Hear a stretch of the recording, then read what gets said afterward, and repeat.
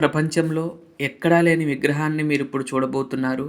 ఈ ఆలయం వచ్చేసరికి మీ అందరికి కూడా తెలిసే ఉంటుంది. గోదావరి జిల్లాలో మరీ ముఖ్యంగా కోనసీమ ప్రాంతాల్లో ఈ యొక్క ఆలయాన్ని చాలా విశేషంగా చెప్తూ ఉంటారు. ఆ ఊరి పేరు ఏదో కాదు, ర్యాలీ అనే గ్రామంలో వేంచేసి ఉన్న జగన్మోహిని కేశవస్వామి వారి యొక్క ఆలయం గురించి ఈ వీడియోలో తెలుసుకుందాం. అలాగే ఇక్కడ బోర్డు చూసినట్లయితే పంచకేశవుల క్షేత్రాలండి. ఇవన్నీ కూడా ఇవి పంచారామాలు ఎలా అయితే ఉన్నాయో అలాగే పంచకేశవుల ఆలయాలు కూడా ఉన్నాయండి. ఇవన్నీ ఇక్కడ బోర్డు ఉందో చూసారా, ఇవన్నీ కూడా ఈ 5 కూడా పంచకేశవ క్షేత్రాలు. వాటిల్లో ఇది ఒకటి. దీన్ని ర్యాలీ అనే గ్రామంలో జగన్మోహిని కేశవస్వామిగా ఇక్కడ వేంచేసి ఉన్నారు. ఈ విగ్రహం ఇంత బాగుంటుందని నేను ఎప్పుడు అనుకోలేదు, ఎప్పుడు రాలేదు. కానీ అసలు స్వామి ఎంత సుందరంగా ఉన్నారో మీకు ఈ వీడియోలో చూపిస్తాను, చూస్తూ ఉండండి. అసలు ఎంత సుందరంగా ఉన్నారంటే అంత సుందరంగా ఉన్నారు. ఈ ప్రపంచంలోనే ఈ శిల ఇదొక్కటేనండి, జగన్మోహిని రూపంలో కేశవుడు ఉండటం. ఎంత న్యాచురల్గా చెక్కారు అంటే కనుక ఆ రోజుల్లో ఉలితో, ఇప్పుడైతే మెషినరీ అంతా కూడా వచ్చింది, అప్పుడు మెషిన్ ఏం లేదు కదండి, ఓన్లీ హ్యాండ్మేడ్లో ఈ విగ్రహాన్ని చెక్కారు అంటే కనుక చాలా అద్భుతం అనిపించింది. అలాగే అక్కడ వారి అర్చకుల నోటి మాటతో మనం స్వామివారి వైభవాన్ని తెలుసుకుంటూ మనం వెళ్దాము. ఇక్కడ చూసినట్లయితే పైన గోపురానికి కూడా మెట్లయితే ఉన్నాయి. బయట రాజగోపురం అండి ఇది. ఇలా అయితే ఉంటుంది ఆలయం మొత్తం కూడా, చాలా బాగుంది. అలాగే మూలమూర్తి దర్శనం కూడా ఇప్పుడు మీకు ఈ వీడియో కల్పిస్తాను. వీడియోని స్కిప్ చేయకండి. ఈ వీడియోలో స్వామివారి యొక్క దర్శనాన్ని మీరు కూడా చేసుకోవాల్సిందిగా నేను కోరుకుంటున్నాను. జగన్మోహని కేశవస్వామి ఒకే సాలగ్రామత మీద 2 రూపాలతో ఉంటారు. ఎదురుగా కనిపించేది కేశవ రూపం, పురుష రూపం, కిరీటం, శంఖం పట్టుకున్నటువంటి హస్తం, చక్రము, అభయ హస్తం, హస్తరేఖలు, మన అరిచేతిలో రేఖలు ఏ విధంగా ఉంటాయో స్వామివారి హస్తరేఖలు,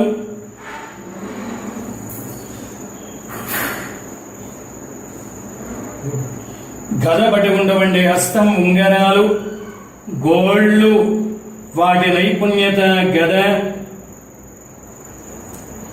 భార్యలు శ్రీదేవి, భూదేవి,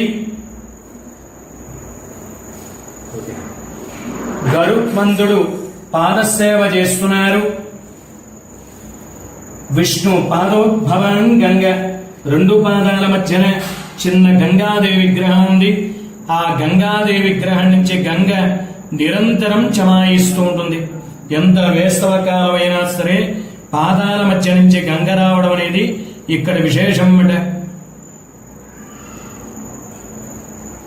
ఆలయంలో కేశవస్వామి పొన్న చెట్టు మీద శ్రీకృష్ణమూర్తి వారు గోవర్ధనగిరి పర్వతం ఎక్కినట్టుగా ఆలయం, ఆలయ శిఖరం,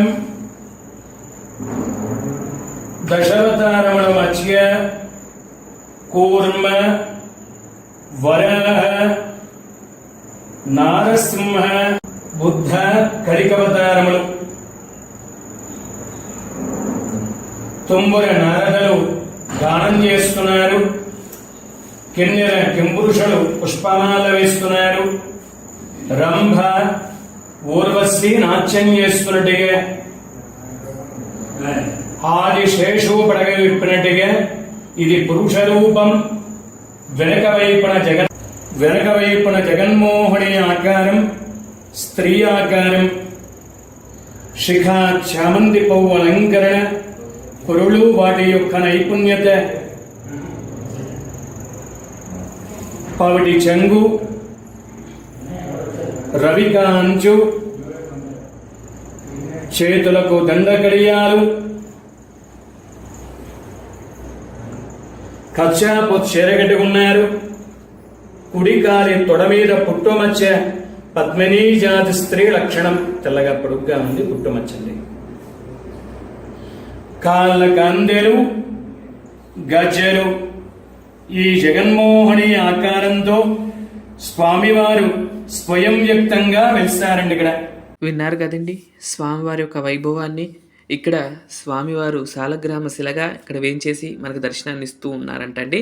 మీరు కూడా ఎవరైనా దర్శనం చేసుకుంటే దర్శనం చేసుకోండి. అలాగే ఆ ఆలయానికి ఎదురుగానే శివాలయం అయితే ఉంటుందండి. ఈ శివాలయంలో కూడా చాలా బాగుంటుంది. అలాగే శివాలయం వెనుక వైపు ఈ యొక్క సుబ్రహ్మణ్య స్వామి వారి యొక్క ఆలయంతో పాటు అయ్యప్ప స్వామి వారి కూడా ఆలయం ఉంటుంది. సుబ్రహ్మణ్య స్వామికి, అయ్యప్ప స్వామికి విశేషంగా ఒక ఆలయం అయితే ఇక్కడ కట్టారు. దాంట్లో అయ్యప్ప స్వామి వారి యొక్క ఆలయం అయితే ఉంది. అలాగే ఇక్కడ సుబ్రహ్మణ్య స్వామి వారు కూడా ప్రత్యేక ఆలయంలో ఉన్నారు. సూర్యనారాయణుడు ఉన్నారు. అలాగే ఒకవైపు నవగ్రహాలు ఇవన్నీ కూడా ఆలయం అయితే చాలా బాగా కట్టారండి. ఈ విధంగా ఆలయం చుట్టూరు కూడా చూడండి. ఈ యొక్క శివాలయంలో కూడా వెళ్ళాము. శివున్ని కూడా చాలా బాగా దర్శనం చేసుకున్నాము. ఆ తర్వాత ఇద్దరిని కూడా ఇక్కడికి వచ్చిన వాళ్ళు శివకేశవులను ఇద్దరిని కూడా ఏకకాలంలో దర్శనం చేసుకోవాలండి. ఎదురు బొళ్ళు అయితే ఉంటాయి ఆలయాలు. ఈ విధంగా ఆలయం అయితే ఉంటుందండి. స్వామివారిని ఇక్కడ ఆలయాల్లో చాలా వరకు ఆ విగ్రహాలు అయితే అలానే ఉంటాయండి. అంటే శివాలయాల ముందు చక్కగా ఆ విగ్రహాలు అయితే చెక్కుతూ ఉంటారు. చాలామంది చూశాను. అలాగే అక్కడ నుండి కూడా వచ్చే దారిలో వెంకటేశ్వర స్వామి వారి యొక్క ఆలయం అయితే ఉందండి. ఆ వెంకటేశ్వర స్వామి ఆలయం దగ్గర మీకు ఇక్కడ చూస్తున్నారు కదా, ఇది ఒక తిరుచిని చేశారంట. చాలా బాగుంది. అలా వీడియో తీసుకున్నాను. ఈ ఆలయం కూడా చాలా ప్రశాంతంగా ఉందండి. ఇది చాలా పురాతన కాలమైన వెంకటేశ్వర స్వామి వారి యొక్క ఆలయము. ఈ యొక్క ఆలయంలో చాలా బాగుంటుందండి స్వామివారు. కాకపోతే మేము వెళ్ళే టయానికి ఆలయం మూసేశారు కాబట్టి నేను బయట వరకే క్యాప్చర్ చేయగలిగాను. అయితే బయట కోనేరు కూడా ఉందండి. ఇదైతే నాకు చాలా బాగుందండి. ప్రశాంతంగా ఉంది. రోడ్ హైవే పక్కన. అయితే సాయంత్రం పూట కానీ ఎప్పుడైనా వచ్చి కూర్చున్న చక్కగా కోనేరులో ఈ తాబేళ్ళు చూస్తూ, అలాగే ఆ యొక్క ఒడ్డున 4 చిన్న చిన్న దేవాలయాలు చూస్తుంటే చాలా ఆనందాన్ని కలిగించిందండి. అక్కడ చాలాసేపు కూర్చోవాలా అన్నట్లుగా అనిపించింది.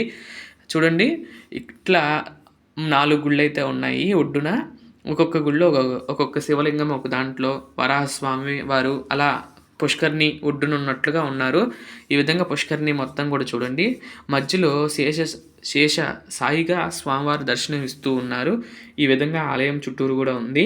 ఈ విధంగా చూసినట్లయితే లక్ష్మీనారాయణులు చూడండి శేష సాయిగా మనకి దర్శనాన్ని ఇస్తూ ఉన్నారు. చూడండి 3 గుళ్ళు కూడా ఎలా ఉన్నాయి, ఈ 4 గుళ్ళు కూడా ఎలా ఉన్నాయో చూడండి.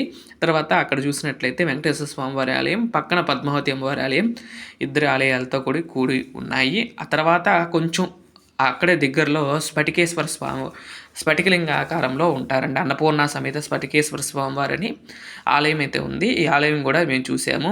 అలాగే ఇక్కడ శివలింగం కూడా చాలా బాగుందండి. అలాగే ఇక్కడ విశేషం ఏంటంటే కనుక ఇక్కడ బయట కనపడుతుంది మండపాలు ఉన్నాయి కదండి. ఆ మండపాల్లో శివయ్యకి అభిషేకం మనమే స్వయంగా చేసుకోవచ్చు. ఇక్కడ నేను కూడా అభిషేకం అయితే చేశాను. ఇక్కడ శివలింగం అయితే ఉంటుంది. అక్కడే మనకి విశేషంగా ఏంటంటే కనుక నీళ్లు కూడా ట్యాప్స్ అవి సౌకర్యం అయితే ఉంది కాబట్టి మనం అక్కడ నీళ్లు తీసుకుని చక్కగా అభిషేకం అయితే మహాదేవునికి చేసుకుని అక్కడ మనం దర్శనం చేసుకుంటూ ఉండొచ్చు.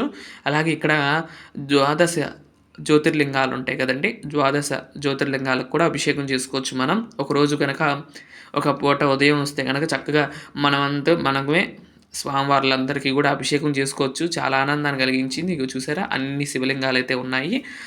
ఆ తర్వాత పక్కన శివుడు పార్వతి విగ్రహాలు కూడా ఉన్నాయండి. దక్షిణామూర్తి విగ్రహము, అలాగే ఇవన్నీ కూడా చాలా బాగున్నాయండి. చాలాసేపు అయితే ఈ ఆలయంలో అయితే గడిపాము. అభిషేకం కూడా చేశాము. ఇక్కడ శివ పార్వతుల పరివారం అయితే ఉన్నారు. ఆ తర్వాత ఇక్కడ చూసినట్లయితే ఇక్కడ కోనేరల్లే ఉంది కదండి. ఇక్కడ స్ఫటికేశ్వర స్వామి వారు ఉంటారు. స్ఫటికలింగాకారంలో స్వామి ఉంటారు.